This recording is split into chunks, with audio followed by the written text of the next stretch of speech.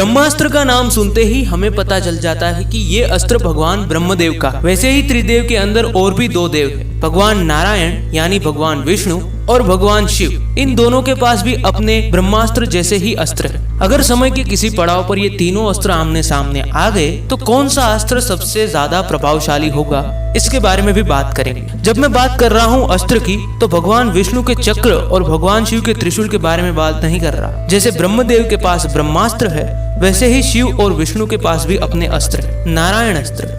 भगवान विष्णु को नारायण भी कहा जाता है और इसी वजह से उनके वरदान से प्राप्त होने वाले अस्त्र को नारायण अस्त्र कहा जाता है। नारायण अस्त्र युद्ध में केवल एक ही बार उपयोग किया जा सकता है, लेकिन इसके एक बार के उपयोग से ही हजारों मिसाइलों के बराबर नुकसान पहुंचाया जा सकता है और ये जब तक अपने दुश्मनों को परास्त नहीं कर देता तब तक इसकी ताकत बढ़ती ही चली जाती है। इस अस्त्र के प्रभाव से बचने का केवल एक ही उपाय है कि इसके सामने वाला व्यक्ति यानी कि इस अस्त्र का दुश्मन अगर इसके आगे आत्मसमर्पण करके शरणागति को स्वीकार कर लेता है तभी यह अपने प्रभाव को खत्म कर सकता। इतिहास में इस अस्त्र का उपयोग अश्वत्थामा ने पांडवों के खिलाफ किया था। उसके बाद सभी पांडवों ने इसके आगे आत्मसमर्पण करके शरणागति का स्वीकार किया था, तब जाकर इस अस्त्र से मुक्ति मिली थी। पाशुपत अस्त्र ये भगवान शिव का अस्त्र है। जैसे कि आप जानते ही हैं, भगवान शिव को पशुपति भी कहा जाता है। इसी वजह से उनकी अगर आराधना करने के बाद आपको अस्त्र मिलता है, उस अस्त्र को कहते हैं पाशुपति अस्त्र यानी कि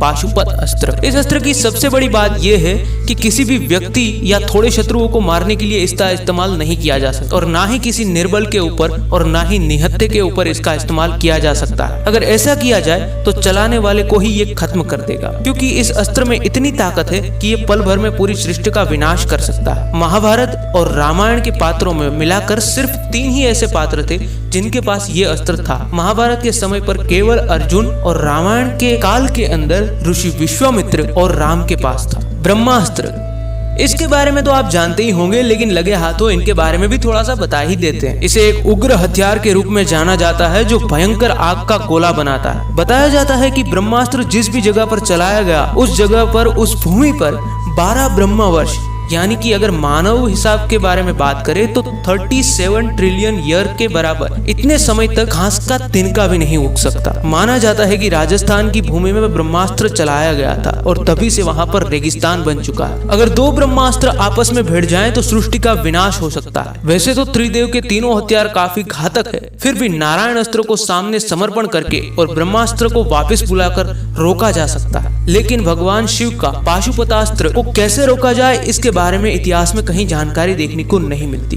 हालांकि तीनों की शक्तियों का कोई कंपैरिजन नहीं हो सकता। तो यही थी आज की वीडियो। अगर आपको अच्छी लगी है तो अपने दोस्तों और व्हाट्सएप ग्रुप में जरूर शेयर करें और इस चैनल को सब्सक्राइब जरूर कर ले, साथ ही में नोटिफिकेशन बेल को भी ऑन कर ले।